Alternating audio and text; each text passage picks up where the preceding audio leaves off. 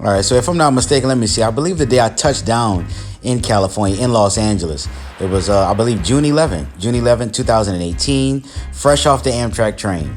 And I never will forget, before I left New Orleans, I remember it was so many people that I had knew, just basically came up with, people I was in acting school with, or people I knew from social media when I was living in New Orleans. And I was telling them I was coming to California, but no one had believed me. It was like, oh, you're just talking, and oh, it's so expensive. You don't have money for that. But when I made the move, I didn't tell it to anyone.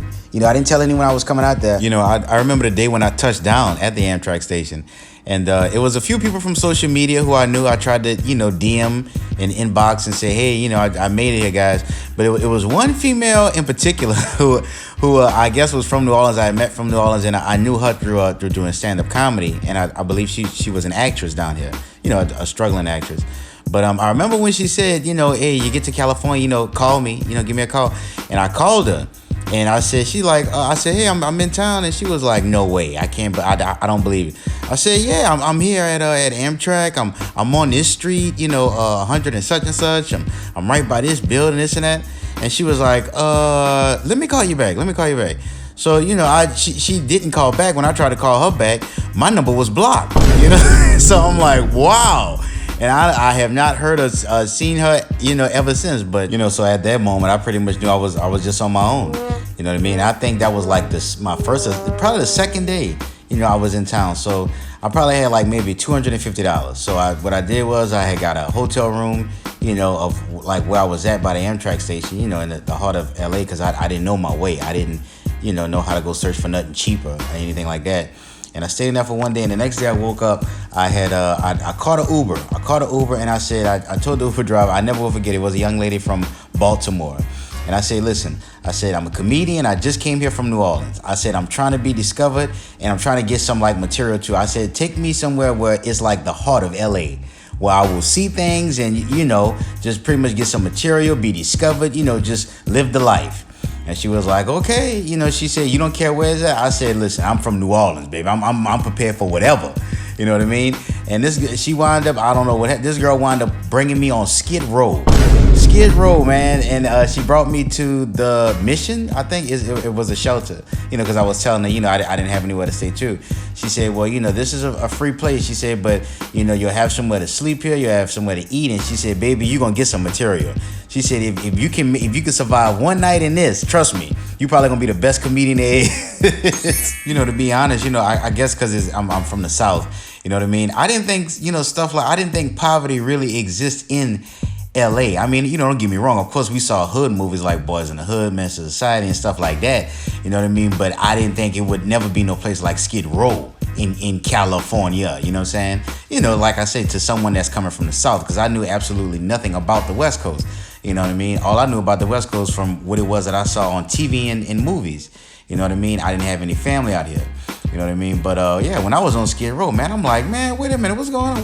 What happened to all the palm trees and the beaches and the beautiful women and the privileged white people and the rich billionaires and so where's all that? Although I was shocked and kind of surprised, about the atmosphere that I was in. You know what I mean? I was not scared. I had never been homeless, and I had never grew up in poverty. You know what I mean? I'm from around poverty. In New Orleans, Louisiana. That's where I grew up at. But I was never like in poverty. I didn't come from the project. I didn't come from the streets. You know what I mean? So this was like a new sight to me. But, like I said, I wasn't scared. I wasn't, shocked. I really wasn't worried. You know what I mean? And most of it just felt as if I was supposed to be there. I felt as if God wanted me to land there. He wanted the train to land there. He wanted me to jump into that Uber. He wanted that young lady to drive me to that, that spot, to just see that. You know what I mean? And most of all I could just remember is like going back as a kid, as my mom was whipping me and disciplining me and telling me, boy, if you don't make good grades, you're going to be homeless. You're going to be in the streets. You're going to be eating out of a trash can. You're going to be doing drugs. You know what I mean? And I just kept seeing those thoughts in my head. And it's like, wow, it's sad to say, as a 33-year-old man, it's like mom was right. She was absolutely right. But still, I knew it was my journey. So I was ready to get it in. I was ready to get it started, So at this time, what I think is like my second week of being in California. And, I'm just accepting the fact that I'm homeless. You know what I mean? I'm trying to get used to it. But it felt good because at least I wasn't homeless in New Orleans where I was from. You know what I mean? But the fact that I was in a whole new environment, no one knew me. You know what I mean? My mom wasn't around to, feel embarrassed to see me out there homeless and stuff like that. I felt as if it was me making a man out of myself. You know what I mean? And to be honest with you, dude, I have to be real. I met some of the most interesting people in the world. Okay? I tell it to anyone. In California, some of the most interesting people you meet are going to be the people who are homeless, are going to be the people who are drug addicts. Probably some of the most nicest people you'll meet too, but definitely the most entertaining. You know what I mean? They better than the people you see on television. You know what I'm saying? So I would say like maybe 2 months altogether. I know I was in the downtown LA area, like the South Central area. The hoods and stuff. I was in that area from like, I would say June all the way through August 2018. You know what I mean? And because I was grown. I was a 33-year-old man, had self-respect, dignity, integrity. I didn't do drugs. I didn't let nobody play with me. I stayed to myself. You know what I mean? Stayed out of trouble. I didn't know nobody. All I cared about was getting something to eat, which they would have little places that would give places, foods out free and stuff like that at churches and parks and stuff. And all I wanted was just somewhere to sleep, just somewhere comfortable where I wouldn't have to, deal with any foolishness. I mean, you was going to hear noise everywhere, but where people wasn't going to really bother you at. So after some time, man, just getting a name in the community and people knowing me and stuff like that, one guy I spoke to, he said, man, listen, he said, you need to go somewhere where, you may not have a shelter, you know what I mean? But at least they don't mind you sleeping inside. You need to go to some cities like that. You ain't gonna find nothing like that around here in South Central. He was like, man, look, so jump on one of these metro buses, man, and tell them to take you all the way to Torrance. He said that's where you want to go. You want to go to like Torrance and Carson and Gardena area. Those areas are way more clean. Those areas have, hospitals, facilities, and schools where they don't mind you sleeping inside. You know what I mean? And that right there changed everything. And the next thing I was in Torrance, California. So when I got to Torrance, one of the first things that I noticed is that it was more family orientated. It wasn't, all city and business like, it wasn't like, New York looking, like downtown LA. So, it seemed like I was, pretty much comfortable there. I was, pretty much there to be settled and kind of figure things out and see what it was I was going to do. But I never will forget when I did arrive to Torrance, the street that I was on, I think it was like Normandy and Western or something like that. So, I just kept walking and walking and walking. I think I walked from sun up to sundown. And the first place that was noticeable was Harbor UCLA Medical Center. And I got in there and I saw the emergency room. I saw all these lobbies. And I just remember the guy saying, when I was in downtown area in South Central, he said, there's areas they wouldn't mind you sleeping in. You know what I mean? And I was in the emergency room and I just started going to sleep. I had all of my bags with me, man. And I was just going to sleep. And, every day I was just looking for like a different lobby to just sleep in, where they wouldn't, disturb me. Because, it's a hospital, so it's open 24 hours. You know what I mean? And yeah, I was, believe it or not, man, shout out to Harbor UCLA. They showed me love. They took care of me from 2018 all the way through 2019. I was sleeping in those lobbies. Listen, to this day, it's 2024. It's not a doctor or nurse, any medical personnel in Harbor UCLA who do not know Romeo Hilaire. And I thank God for the experience. I'm probably one of the only few people in the world who got away with that. I'm gonna tell you, I was crazy. True story, man. When I was at Harbor UCLA, I didn't have anywhere to put my stuff, like my clothes. I had like a suitcase full of clothes and my personal belongings. So I just had the idea to get a gym membership. So I said, okay, if I have a gym membership, I can shower somewhere comfortably, and I can have lockers to put my stuff. I must have had about 5 lockers in that gym. And when I tell you, like after 2 weeks of me being there, I think it was the staff or somebody broke into all 5 lockers. I know they said you can't leave it there for a week, but still, they didn't put it in no lost and found. They sent it to thrift store. From what they said, my high school diploma was in there, nice clothes, I had jewelry, I had a new camera. Above all that was taken from LA Fitness. That's right, that's who did it. You know what I mean? And I was really upset about that. But, I guess it was just a California experience, so I just had to keep moving, find something else.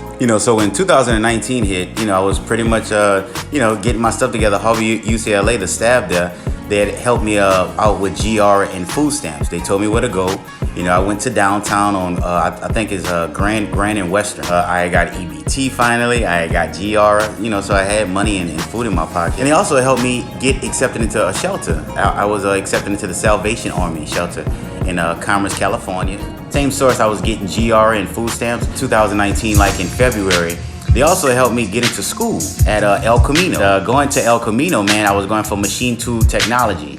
I was the only black kid in the class. I felt so important, and but the only thing is that I didn't know math. I hated math. Anything with machine or tool technology, you have to know math. So I completed 2 semesters, but I did my thing. You know what I mean? And later on, like sometime in May, a journalist at the school named Jose Tobar, he had discovered me, and he said, "Man, look, I want to write about you. I want to write an article on you." And that right there, that was what I needed. When that paper came out, when I tell you I was a celebrity in Los Angeles, man. Everywhere I went, I was on a bus, I was at the supermarket, I was at malls. Everybody had that paper, with my face on it, and it just made me feel golden.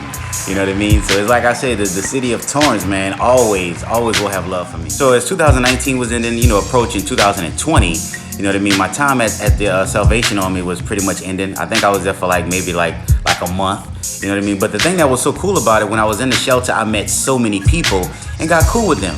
You know what I mean? So as my time was ending, I was getting calls from all those people, quite a few guys, at least 5 of them that I was in the shelter with, and they had their place. They had Section 8, and all of them offered. They were like, "Rizzo, man, Romiel, hey, you can come stay over here. Man, look, you can come stay by me." And I took them up on their offer. Each person I stayed with, say maybe a month, I always gave them a percentage of my GR, put food in the house with my food stamps. I looked out for people. That was just me. So stepping out of 2020, going into 2021, I was actually back on the streets. Again, I didn't realize I didn't want to stay with people. I didn't want to be a burden, because I was grown and people had their own place, their own house, their own rules. You know what I mean? So in 2021, I had got accepted into the shelter by Testimonial Ministries. It was in the South Central area. I think it was off of Grand and Western, if I'm not mistaken.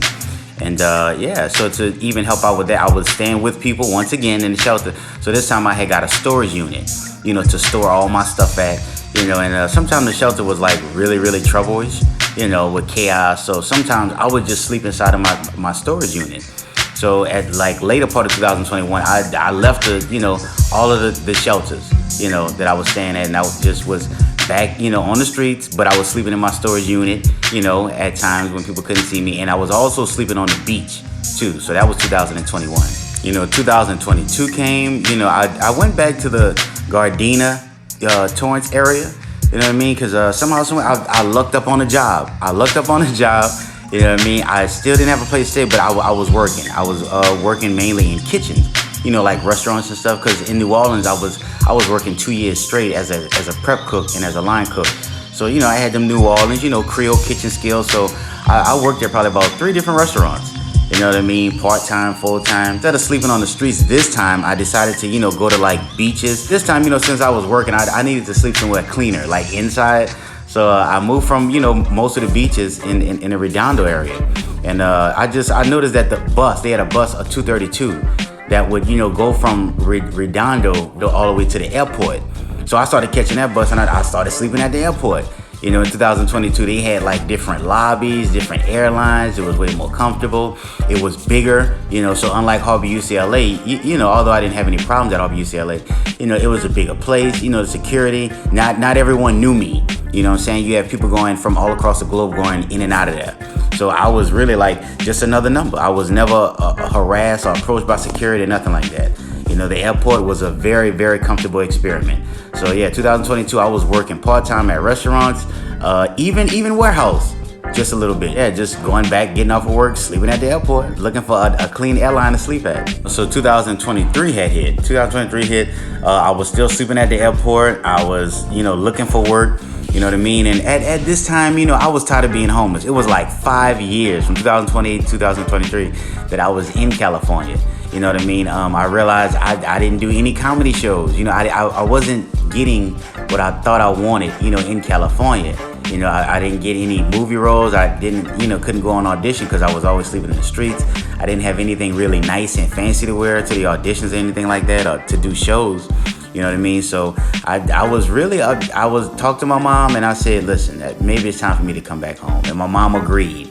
You know, she was like, yeah, baby, you know, I know you're trying to be a man, but it's, you know, been 5 years. You know, you just come back to New Orleans, you know, get a job. You know, you can always stay with your mama. You know, and just hearing her say that, I was happy, but it's like, shucks, dog it. You know, I'm a man.